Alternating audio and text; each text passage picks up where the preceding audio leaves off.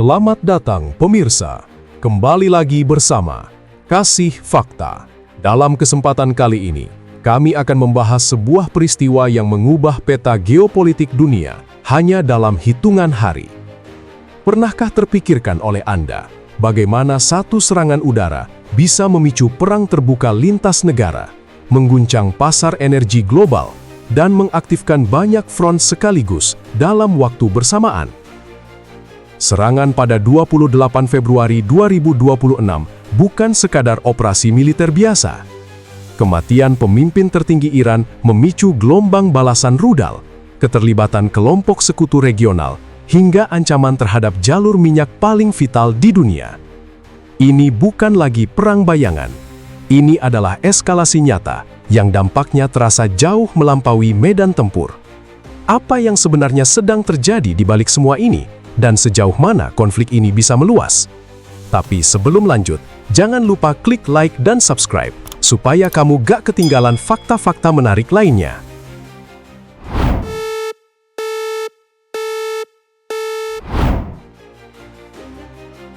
Sabtu, 28 Februari 2026, kawasan Timur Tengah memasuki fase baru yang jauh lebih berbahaya. Serangan udara gabungan Amerika Serikat dan Israel menghantam sejumlah target strategis di Iran pada dini hari waktu setempat. Target yang dilaporkan meliputi fasilitas komando militer, pusat komunikasi strategis, serta lokasi yang diduga terkait dengan struktur pengambilan keputusan keamanan nasional Iran. Gelombang serangan berlangsung dalam beberapa tahap, menunjukkan perencanaan matang dan koordinasi tingkat tinggi. Beberapa jam setelah operasi dimulai, laporan dramatis muncul dari Teheran. Pemimpin tertinggi Iran, Ali Khomeini, dinyatakan tewas akibat serangan tersebut. Informasi itu awalnya beredar melalui media internasional, sebelum akhirnya dikonfirmasi oleh otoritas Iran pada hari yang sama. Konfirmasi resmi ini menjadi momen yang mengubah seluruh dinamika konflik. Kematian figur sentral dalam sistem politik Iran bukan hanya kehilangan simbol negara, tetapi juga guncangan terhadap struktur komando tertinggi Republik Islam. Pada 1 Maret 2026, pemerintah Iran mengumumkan masa berkabung nasional selama 40 hari. Di berbagai kota, bendera diturunkan setengah tiang, siaran televisi menampilkan tayangan khusus, dan jutaan warga turun ke jalan mengikuti prosesi penghormatan. Masa berkabung sepanjang itu memiliki makna politik yang kuat. Ia menandakan bahwa negara sedang berada dalam kondisi darurat nasional, dan menegaskan narasi bahwa Iran sedang menghadapi agresi eksternal besar. Di saat yang sama, Dewan Kepemimpinan Sementara segera dibentuk untuk memastikan kesinambungan otoritas. Langkah cepat ini bertujuan menjaga stabilitas internal dan mencegah kekosongan kekuasaan di tengah situasi militer yang terus berkembang. Struktur pengambilan keputusan pertahanan tetap berjalan, meski tekanan psikologis dan politik terhadap elit Iran meningkat tajam. Serangan 28 Februari tidak hanya berdampak pada elit politik. Beberapa laporan menyebutkan bahwa sejumlah perwira tinggi dan personal strategis turut menjadi korban. Ini menimbulkan spekulasi mengenai potensi gangguan koordinasi militer dalam jangka pendek. Namun sistem keamanan Iran yang telah dibangun selama puluhan tahun tidak bertumpu pada satu individu semata. Ia merupakan jaringan kompleks lembaga, komando regional, dan struktur paralel yang dirancang untuk bertahan dalam kondisi ekstrim. Reaksi internasional langsung bermunculan pada hari yang sama. Sejumlah negara menyerukan deeskalasi, sementara pasar global mulai menunjukkan gejolak awal. Investor memantau perkembangan dengan cermat, menyadari bahwa peristiwa ini bisa menjadi awal konflik berskala lebih luas. Tanggal 28 Februari 2026 kini tercatat sebagai hari ketika ketegangan panjang antara Israel, Amerika Serikat, dan Iran berubah menjadi konfrontasi langsung yang terbuka. Perubahan ini tidak lagi bersifat simbolis atau terbatas pada perang bayangan, melainkan memasuki fase militer yang nyata dan terukur. Situasi bergerak cepat, dan dalam hitungan jam. Dampaknya terasa di berbagai pusat kekuasaan kawasan.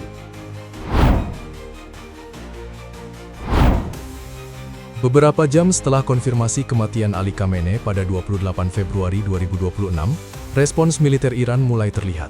Pada hari yang sama, sistem pertahanan Israel mendeteksi peluncuran rudal dari wilayah Iran menuju sejumlah titik strategis di Israel. Sirena peringatan udara berbunyi di berbagai kota, sementara otoritas Israel segera mengaktifkan prosedur darurat nasional. Sekolah ditutup, kegiatan publik dibatasi, dan fasilitas vital diperkuat pengamanannya. Militer Israel memanggil puluhan ribu personel cadangan pada 28 Februari 2026. Langkah ini menunjukkan bahwa pemerintah tidak memandang situasi sebagai serangan terbatas, melainkan sebagai fase baru konflik terbuka. Wilayah udara Israel ditutup untuk penerbangan sipil pada hari yang sama guna mengantisipasi ancaman lanjutan. Sistem pertahanan udara dikerahkan secara maksimal untuk mencegat proyektil yang masuk, meskipun beberapa laporan menyebutkan adanya kerusakan infrastruktur akibat pecahan rudal. Eskalasi tidak berhenti di garis langsung antara Iran dan Israel. Pada 28 Februari 2026, sejumlah negara di kawasan Teluk melaporkan aktivitas pertahanan udara setelah rudal melintas atau mengarah ke wilayah yang menampung instalasi militer Amerika Serikat. Kuwait, Qatar, dan UAE meningkatkan status siaga. Yordania juga mengumumkan pencegatan proyektil yang melintasi wilayah udaranya. Perkembangan ini menandakan bahwa medan konflik telah meluas melampaui dua negara utama. Situasi semakin kompleks ketika pada 2 Maret 2026, kelompok Hezbollah di Lebanon meluncurkan serangan roket dan drone ke arah wilayah Israel Utara. Israel membalas dengan serangan udara ke beberapa titik di Lebanon Selatan pada hari yang sama. Front Utara kembali aktif setelah sebelumnya relatif terkendali. Keterlibatan Hezbollah memperlihatkan dimensi jaringan sekutu yang selama ini menjadi bagian dari strategi pertahanan Iran di kawasan. Dalam rentang 28 Februari hingga 2 Maret 2026, pola konflik berubah menjadi sistem balasan berantai. Jalur langsung antara Iran dan Israel berlangsung melalui serangan udara dan rudal jarak jauh.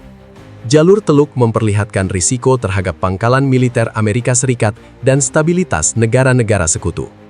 Jalur Lebanon menambah tekanan dari arah utara Israel. Ketiga jalur ini berjalan hampir bersamaan, menciptakan situasi yang sulit diprediksi. Aktivitas militer yang intens juga meningkatkan risiko salah perhitungan. Kepadatan sistem pertahanan udara di berbagai wilayah membuka kemungkinan insiden tidak tersengaja. Negara-negara kawasan memperkuat koordinasi keamanan mereka untuk mencegah eskalasi yang tidak terkendali. Namun, ketegangan tetap tinggi. Periode ini menandai transformasi konflik menjadi perang multi-arah yang melibatkan aktor negara dan non-negara. Setiap langkah militer memicu respons lanjutan di lokasi berbeda. Dinamika tersebut membuat situasi bergerak cepat, dengan tekanan politik dan keamanan meningkat secara bersamaan di berbagai ibu kota kawasan. Memasuki 2 Maret 2026, perhatian internasional beralih pada satu isu strategis yang sejak lama menjadi sumber ketegangan utama, yaitu program nuklir Iran. Setelah gelombang serangan 28 Februari, muncul spekulasi bahwa fasilitas nuklir utama telah hancur atau lumpuh total. Namun pada 2 Maret 2026, Badan Pengawas Nuklir Internasional menyatakan belum menemukan bukti bahwa situs nuklir utama Iran mengalami kerusakan besar akibat serangan tersebut. Pernyataan ini memberikan gambaran bahwa infrastruktur inti program nuklir tidak otomatis terhapus oleh satu operasi militer. Beberapa fasilitas komando dan individu kunci dilaporkan terdampak, tetapi program nuklir Iran selama ini dibangun dalam jaringan yang tersebar dan terlapis. Struktur tersebut terdiri dari berbagai pusat riset, instalasi pengayaan, serta sistem pendukung teknis yang tidak terpusat pada satu lokasi. Dengan demikian, pukulan militer memang mengganggu, tetapi tidak serta-merta mengakhiri kemampuan strategis yang telah dikembangkan selama puluhan tahun. Pada 2 Maret 2026, perwakilan Israel di forum internasional menyampaikan bahwa tujuan operasi militer adalah memastikan Iran tidak memiliki kapasitas untuk mengembangkan senjata nuklir. Pernyataan itu menegaskan bahwa dimensi konflik bukan hanya soal balasan atas kematian pemimpin tertinggi, melainkan juga mengenai keseimbangan kekuatan jangka panjang di kawasan. Di sisi lain, pada tanggal yang sama, Iran mengeluarkan pernyataan keras terkait jalur pelayaran internasional. Tehran menyatakan akan mengancam setiap kapal yang mencoba melintas di Selat Hormuz apabila dianggap mendukung operasi militer terhadapnya. Selat ini merupakan jalur vital perdagangan energi dunia, tempat sebagian besar ekspor minyak kawasan Teluk melewati perairan sempit tersebut setiap hari. Ancaman terhadap Selat Hormuz segera berdampak pada pasar energi global.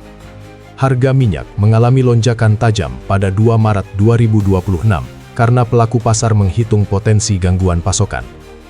Perusahaan pelayaran dan asuransi maritim meninjau ulang tingkat risiko operasional mereka. Ketidakpastian ini menciptakan tekanan tambahan pada ekonomi global yang sensitif terhadap fluktuasi energi. Perkembangan pada 3 Maret 2026 menunjukkan bahwa sejumlah negara besar mulai meningkatkan diplomasi darurat guna mencegah perluasan konflik.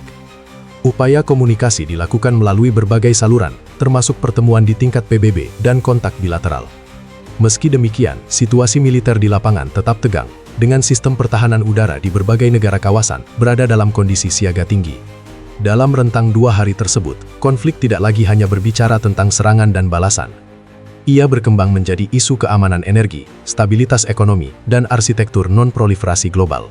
Setiap keputusan militer kini memiliki implikasi lintas kawasan, mempengaruhi jalur perdagangan, harga komoditas, serta posisi diplomatik negara-negara besar. Dinamika ini menjadikan eskalasi tidak sekadar persoalan regional, melainkan bagian dari perhitungan strategis global yang terus bergerak. Rangkaian peristiwa sejak 28 Februari 2026 menunjukkan bagaimana satu serangan dapat mengubah keseimbangan kawasan secara drastis. Kematian pemimpin tertinggi Iran memicu gelombang balasan militer, membuka front baru, dan memperluas dampak konflik hingga menyentuh jalur energi global. Dalam hitungan hari, situasi berkembang dari konfrontasi terbatas menjadi krisis strategis yang melibatkan banyak aktor dan kepentingan. Di tengah arus informasi yang deras dan narasi yang saling bertabrakan, memahami fakta secara utuh menjadi semakin penting. Perkembangan di medan tempur, pergerakan diplomasi, hingga dinamika ekonomi global akan terus membentuk arah konflik ini ke depan. Demikian rangkaian fakta dan analisa yang dapat kami sajikan hari ini. Jangan lupa subscribe ke channel Kasih Fakta dan aktifkan lonceng notifikasi agar Anda tidak ketinggalan fakta menarik lainnya. Sampai jumpa di pembahasan berikutnya.